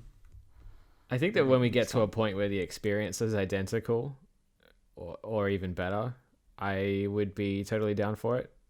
But if it's compromised in any way, and I'm sure Jordan will feel the same, like if the audio visual experience is compromised or the input experience is compromised, then it won't feel worth it yet. Oh yeah, I think it was last week I read a lot of the Respawn devs said like, nah, Stadia is really bad for shooters like Titanfall and COD, which is what I said. Yeah, I think that's so, I think that's a given. To be expected, Yeah. though, yeah. Yeah, so I think for the competitive scene, it won't be highly adopted, but maybe for a more casual consumer scene, it might be. It might have a bit of a higher adoption rate. I do still I really want to know more about the feature that they kept touting, where if you're watching somebody play a game, like stream a game, that you can just like pick it up and play it like straight up then and there. Yeah. It makes me wonder if like in the future you're going to be able to like co-pilot someone's game, where like say I'm watching a streamer play like a third person shooter, I can technically stream the exact same like instance of the game on my end and like manipulate the camera and sort of check out what they're doing while they're playing. I'd like that feature. That's kind of like a think it'd be spectator cool. mode almost. Yeah, like Twitch 2.0, Yeah. like actually being in someone's game while you're watching it. Yeah, that'd be cool. Yeah. Stadia for me is something that I'm definitely interested in, but it's not something I'm actively seeking at the same time. Like, I'm very much an old school person, the same. Like, I still buy the majority of my games physically. Even. There's a lot of Like, love there. I like having a true ownership, quote unquote, of what I have, of what I'm paying for per se. But I definitely give it a go, no doubt. But I mean, like Jordan said, like the input lag or delay, for first person shooters is going to be a huge deal for a whole lot of people. Do you think this is based off what I've listened to from who was listening to? Kind of Funny, I think it was. Yeah, I think it was Kind of Funny when they were talking about this. Oh, their podcast is way And- better than ours. Yeah, Big fan. Well, Well, that's because they're kind of probably funny. better than us. But Greg was saying, my mate Greg was Miller. saying, Love Greg. best beer, Miller, made in Milwaukee. Anyway, now completely lost what I was going to say. Yeah, no, he was saying that Stadia for him, it was good because he doesn't have to pack up his PlayStation and take it with him. So I guess the question I was going to ask you guys is, do you see, I guess in a general sense and even like a personal kind of sense, would Stadia be a replacement or a competitor for console gaming, or for like a portable like Switch kind of competitor? I don't think so, because the way I approach it, at least with my Switch and when I travel, is I play my main games on my PC and then I have different games on my Switch to break that up. So when I travel, I can just play something different if I want to play anything. And I don't really envision me doing that with Stadia. What if your Switch ran Stadia? Like, what if Google got Stadia on the Switch? Then yeah, I might give it a go. And Yeah. chew up all my 4G data in a day. But yeah, then I might give it a go. I think my biggest problem with Stadia is the fact that it's proprietary to their hardware, and it's not like they're bringing it to the platforms that already exist. I think I might be a bit more interested in that if it was brought to the other platforms. Like, yeah, I think until that day we're gonna have it's gonna be like Netflix and Stan and Foxtel. It's gonna be like 12 different yep. subscription services for every company because nobody wants to play nice. I think. Does anyone... Sorry. There you go. There you go. All right. I think like the idea of like being able to take a controller with you and your Chromecast, for example, and take it somewhere to then stream like a game or something. The idea of that is exciting and novel from a portability standpoint. But then the reality hits you of like you're in a hotel using their internet trying to play Doom, and you're fucked. You know what I mean? Like the reality gets you. The internet's gonna be trash. Like it might not be something as input intensive such as Doom, you might be able to you might play something else on there, but you can't really trust. Yeah, Homefront, ideal. You give that a whirl. Runs at 12 frames a second, so it's all good. Yeah, You won't be able to can tell run the that on difference. hotel internet. You won't be able to tell the difference. But I mean, it's definitely something that's a long way from becoming realized. But for now, I'd rather take my Switch with me because I know that's going to work no matter where I am. Plus, my Switch has Monster Hunter Generations Ultimate, so I'm good. Yeah. Jordan, do you remember what they said when they said that it uses, was it a terabyte of data every 2 hours? Was it? That is a remember what huge amount of data. That's. I think It just downloads the internet every 5 Does anyone- I minutes. think it remember was that? like 65 gigs for 65 gigs a month or something. No, It was surprisingly small, but a lot of gamers are like, "Oh, that's huge," but games. It's streaming video. It's not that much. Yeah, for all things considered, it wasn't that much. It was like 65 gigs for a certain amount of hours. It was like 100 hours or something. Here we go. Sorry. All right, I've just found the article from Windows Central. Google Stadia reportedly uses 1 terabyte of data in 65 hours Whoa. for 4K streaming. That's 4K. 4K Yeah, is sorry. massive. Google Stadia will use over 2.6 terabytes of data for a week of 4K streaming. This is something else now. I'm not sure what that's really referring to. Imagine little Timmy playing Assassin's Creed Odyssey in 4K on Mum's internet with a 100 gig data cap. She's now homeless. Timmy can't even eat. You have to eat the Chromecast. Imagine little Timmy trying to play Halo Infinite at 8K. Oh, good lord.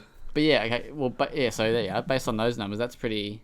It's pretty I crazy. I think That's it's going to be huge. it's going to be a case of it always kind of happens where the gaming industry pushes those other industries forward though. Yeah. So telcos will get better when adoption of, better gaming tech starts happening. So Yeah, it might be something like VR, even where there's just early adopters, and it kind of just grows in over time. Yeah, well, I think it'd be stupid to think that in the not so distant future, personal hardware will be obsolete. Everything will just be screens and internet connections. It's definitely not something that's going to be mainstream anytime So soon. what you're saying is Black Mirror. Yeah, Right, Black Mirror. So, Michael, my last question on this topic before we move on: when do you expect it will be here in Australia? When we elect a better government. Yeah, probably. Yeah, God, 2030. That's probably never going to happen. Well, I mean, I don't know. We haven't even gotten PlayStation Now yet. Are we ever going to get that? No, Isn't that we're junk not. anyway? It is pretty junk, but the fact that we never even got that, there's not much faith in the internet there, is there? Then again, that might just be because PlayStation Now is hot garbage, but But but if you had to have a stab in the dark, I reckon 2022. Yeah, I'd say 20, It's my guess. I'd say late 2021, early 2022. Honestly, are we just relying on Google to build more data centers here? Is that really the only thing that's stopping them though? Because our internet technically is good enough. Yeah. In terms of raw I numbers mean, speak for yourself. of what they say. Not everywhere, but in some Was it- places, enough for a beta rollout. wasn't it I can't remember because I didn't actually watch any of the Google Stadia stuff. I just saw images, but I think there was something along the lines of you needed 35 megabytes for 4K or something like that. It was 10 meg for 720p, and then it Yeah. just kind of went up for there.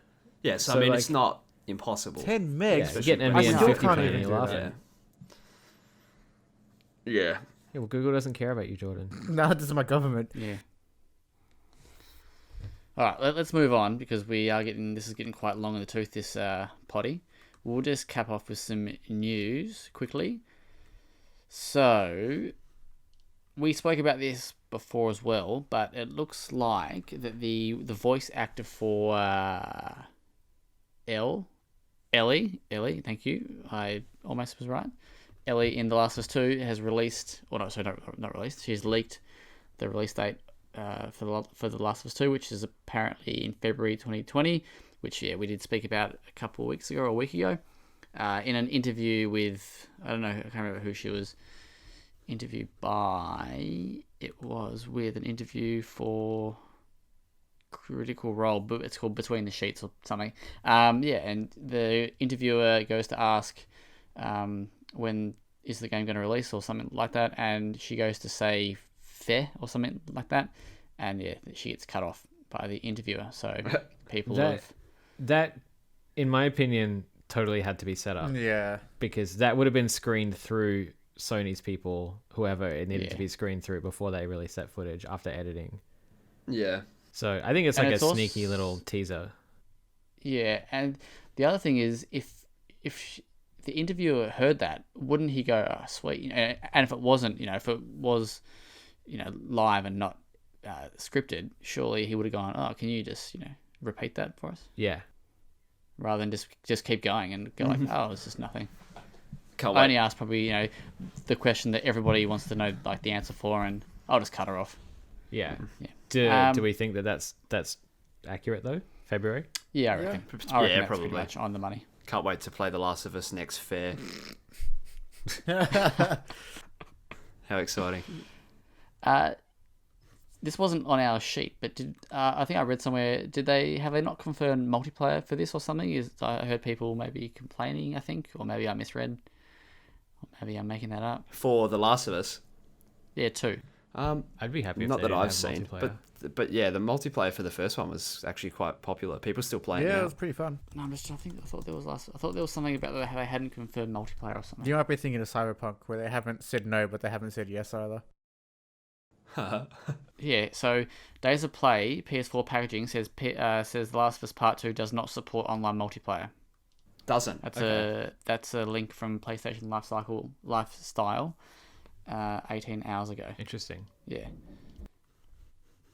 Cool. Next thing, yes, would you be bummed if it didn't have multiplayer? Not particularly. I wouldn't mind. Yeah. I mean, it was good. It was fun, but I mean, that's not what you're there for. Correct. Jordan, do you want to jump in on these next couple? Yes. So Destiny 2. yeah. So there's this Halo? next article. It's about how Destiny 2, and for those who aren't aware, Bungie split off from Activision. Thank the Lord. And they were talking about how their previous content management was something that they didn't want to do. It was enforced by Activision. So for people who are unaware, the way their content works is, say you want to buy the Forsaken expansion, which is their latest like really big expansion, you have to own all the previous content up to that and then pay for that. And then, it works that way forward. So, if you want the annual pass content, you need Forsaken.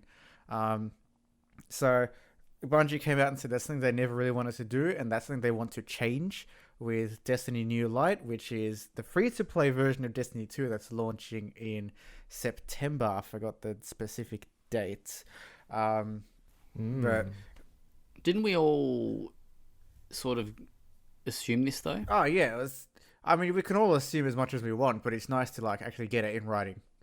Yeah. And it's it's pretty common knowledge that Activision were pulling some really shady shit with Destiny, and then got upset when the community reacted poorly to their shit, and then Bungie were like, "Hey, this is a good time for us to break off," and they did. And I'm very excited to see what they do with the new expansion coming out in September. And then the next thing we have is, allegedly, I don't know how concrete this is, but a while ago, apparently Microsoft were looking to bring Halo the Master Chief Collection to PS4, which means that nobody would have had any reason to buy an Xbox. So it would have been cool to play it on PS4. I would have loved it. It would have saved me a lot of money. But yeah, it would have been pretty dope. I mean, I know. In an interview, I was just sort of on that thing. In an interview I was listening to, or a podcast, I don't remember which one, they were talking about, in fact, it might have even been Old Mate Again, Jason. Big Jaso. You love Jason. Oh, mate, I'm a big fan. You're a big fan of Greg Miller. I'm a big fan of Jaso. I'm a big fan of Philip Mewson. You like Quality. being a rock star. I like, bringing people in Journalism. mate. Yeah, Greg. That was funny. Yeah, Greg's. I like that. Greg's just a bit more casual now, but I still love it. Yeah, that laugh super peaked in my recording too. But yeah, he was saying that someone close to Phil had told him that Phil would put everything on anything if he could. If that were anything on everything. I believe it, to be honest. Well, everything on I everything. feel like that's I like can't remember. that almost needs to be Xbox's like goal going forward is just to spread their Seed. I was gonna say seed, but I didn't. But they could almost do Took something. the seed right out of my mouth. They could almost do something like where, you know how most games, how they have like a PS4 Pro or Xbox One X patch? It'd be something like, you know, there's like a version of their game on the other platforms, but if you want the best experience, you go to their platform. Something like that. That'd be cool. Yeah, like That, but surely that would not kill, but that would definitely hurt them financially. I think anyway. I mean, now that they've brought it to PC, would it Well, not? they haven't brought it to PC yet. I'm be the still waiting for similar? Halo Well, Reach. it's on its way. I'm still waiting. Yeah, true.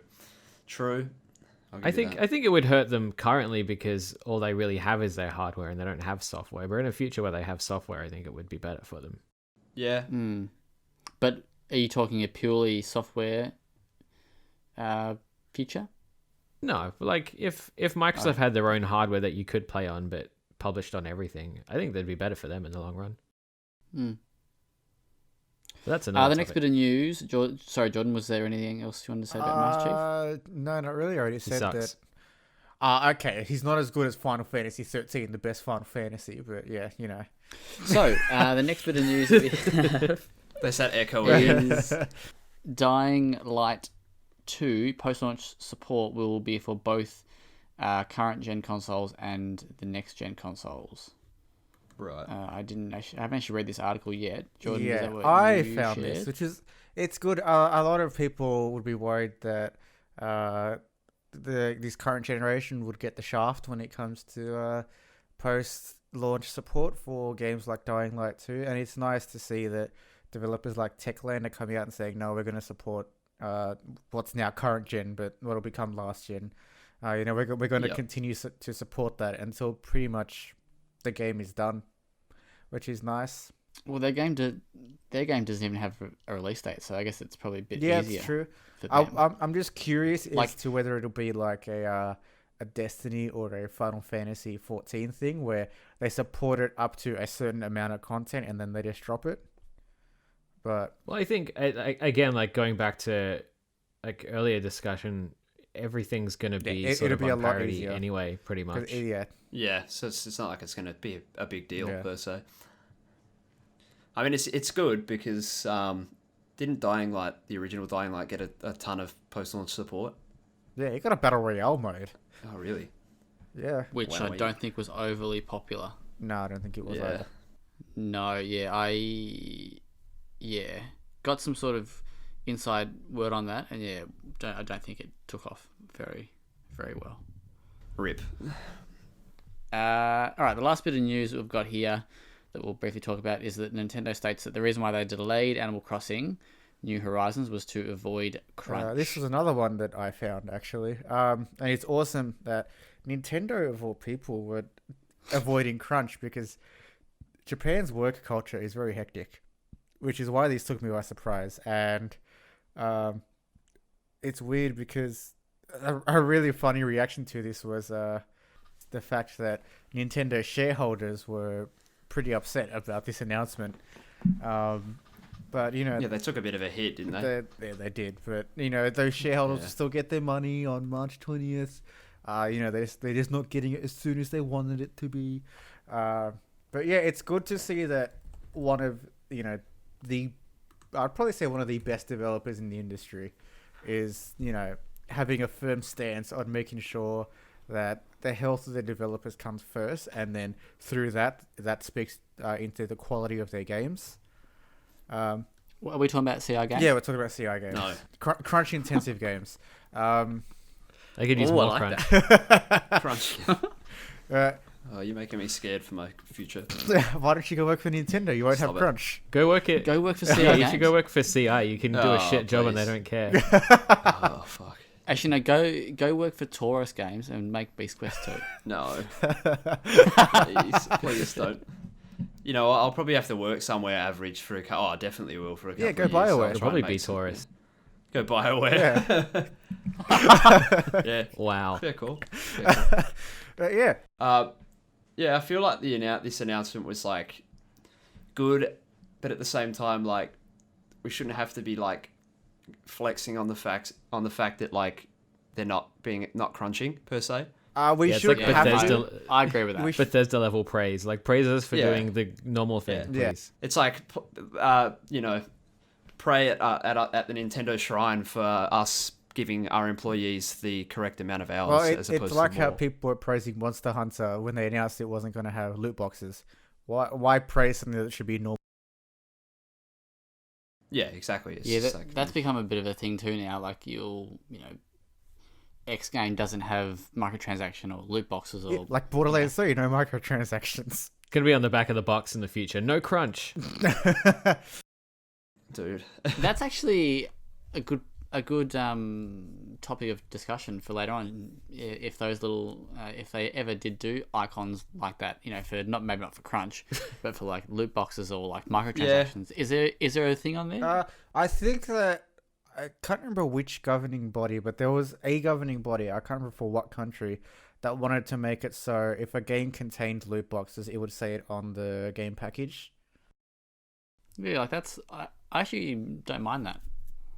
Yeah, this game's development led to 0 broken marriages, or something like that. Like this, Okay. this 0 employees had to sleep under their desks throughout the I development. can just of this imagine Rockstar's next game. Our employees only worked 80-hour weeks. Game. Yeah, 100 was too Yeah. much. Oh, did you read the article I linked in the group chat? Is it about Take-Two saying that Rockstar their Games? games were going to be shorter release cycles? Yeah, but did you read about the stuff about the unionizing though? No. No, it's actually it's an interesting quote. I'll quickly get it up for you. Gotta find it now. Basically, the guy says that in regards to, he said the same thing as old mate from CR Games, from CD Projekt Red said about how they adhere to the law and all that sort of stuff. Where's the article? But he goes, let me just get it up. Old Game Industry.biz again. He says, okay. Another topic raised for Zelnick is that of unionisation. The subject has drawn plenty of discussion in development circles following a number of controversies in the past year, including a series of reports on working conditions at Rockstar Games. He says, look, unions tend to develop when labour relations are not typically non-existent. Zelnick says. And typically unions have been most beneficial when there were more workers than there were jobs, and where the jobs were low-paying jobs. We have fewer workers than we have jobs, and they're high-paying jobs. Right now, Take-Two is 500 open positions. They are, Dylan. Yeah, there you go. Take-Two. Yeah, boy. There are 220,000 also people employed in the US video game business. They make about $100,000 on average, maybe more. It's hard to imagine what would motivate that crew to unionize. But we're a compliant company and will serve the law. If our colleagues want to engage in collective bargaining, then we will. See, but that's Strauss Zelnick. He's very slimy. I like this how he goes, they make about $100,000 on average. So how about those like poor plebs that make like half of that? Yeah. Yeah. And what are how much of that average is being brought up by like the high level execs and stuff? Yeah. That earn like 30 yeah. mil. It's hard to imagine what would motivate that crew to unionize. Lol. Yeah, it's a bit on the nose, isn't it? All right, let's get to some quick off-topic discussion. Anyone been watching anything cool? I know I have. Nope. Something cool. Dylan's been too busy Studying, yeah. reading. What's your favourite textbook? C++, the foundations of programming languages or whatever the fuck What's it's your called. favorite textbook? Seventh edition. How much was your most expensive textbook? Oh, Yeah, mate, actually, that's a good question. I don't buy the textbooks half the time. Oh, good. Do you just download the PDFs? No comment, but yeah, maybe, who knows? What uni did you go to? Do you want to say that out loud? No. Do you have to whenever you do have to buy a new textbook, do they like update it every year? So you buy one this year and then you go to sell it to some guy Yeah. who's going to come in and do it, and they go, You gotta be This a is bit actually- crafty. You gotta kind of palm it off before they update the books. Because they go in and they just change all the 2018s to 2019s. They're That's like the book again. Yeah, they're like this 7th edition is now called the 8th edition, and we'll change the 17th chapter to the 20th chapter, and we'll sell it again and make the fucking cover purple instead of orange. Well, you have me sold on. basically You have me how sold you on get it done. purple. Man, unis and uni book authors are dicks, or publishers. Yep. So expensive. Rich dicks. Anyway, Yeah. so no one's been watching anything cool. Kieron, you went and saw Men in Black. What'd you think? The new one? I did. I went and saw it last night. It was good. It was dumb but fun, as it should be. How's cool? And Chris Hemsworth and Tessa Thompson have incredible chemistry on screen, and they're both beautiful. So it was good. I Was liked it better than the originals or the main series or whatever? I would peg it probably just. Yeah, you would. I would peg everyone involved. I really love Peg in black. Shut up. Wow. Anyway, I really love Men in Black 3. I think I'd probably put it behind that. But I didn't like 2 that much. So that's like bottom tier. Yeah. cool. Jordan, you've been watching anything? No. No. No. I've I will add though, I'm gonna watch the God of War documentary tonight. yeah, I've Sick. been I don't meaning know to if watch anyone's that. seen that yet, I'm hoping to but watch. I'm gonna give that a whirl. I'm hoping to finally watch Chernobyl Yeah, on the week. Good. I'm Do watching it. I wanna hear Chernobyl what- when I go away wanna hear next what you week. I'm hype. Are you going to Chernobyl? Where you going? I'm going to no, I wish. I'm going to just down to Margaret River with the lady for a week. Oh, mate. All Yeah. our viewers are going to be waiting Not there for bad. you now. Are you going to get on one day? Most likely not. He's going to get on both knees. Ooh, big oof. That Peg in was black. very good. Cool. Oh, I hope you have a great time. Thank you. Plenty of Cute. Switch games, Cute. much to my girlfriend's. Oh, sounds Do very, you get- very romantic. Do you get Stadia in Margaret River? Well, no. You going to take your textbook and read that? That's the surprise. The textbook's my girlfriend did. Spoilers. You're going to read it back to front? Yes, you bet. With a nice glass of red. Anyway. So, you were... What did you say you were watching or something? The God of War documentary.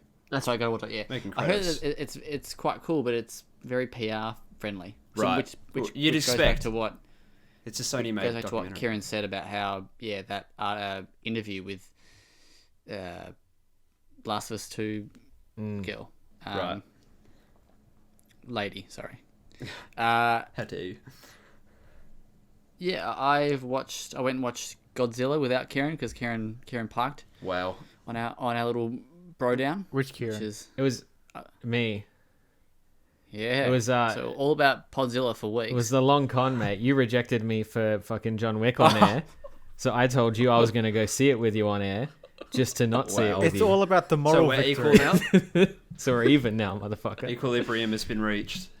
Okay, well, I went and saw it with KS and big Mr. Darling, Edward. Nice. And we had a great time. It's just like, it's now our little family is like 3-player, like every other game announced it. No.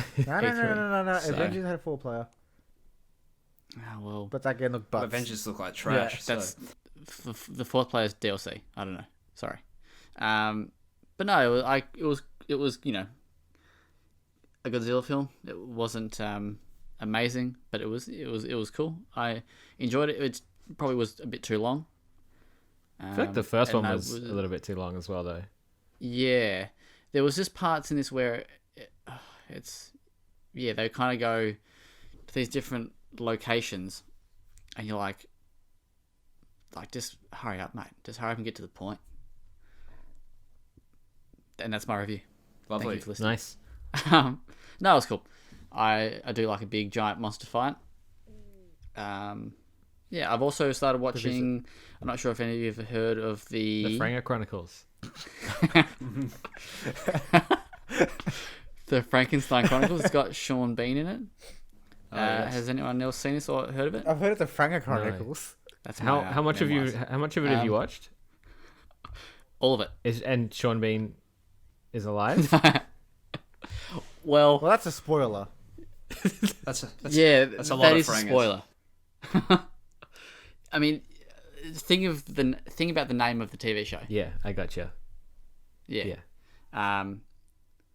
So yeah, no, it's set in Victorian London, you know, where my home is, and it's very it's hard to explain without sort of spoiling. But basically, it's about Sean Bean is a policeman who there's a whole bunch of murders happening, and someone is removing certain body parts, like different body parts, and yeah, he's tasked with tracking down the killer. Pretty much, that's season 1, and then season 1 happens, and here we are with season 2.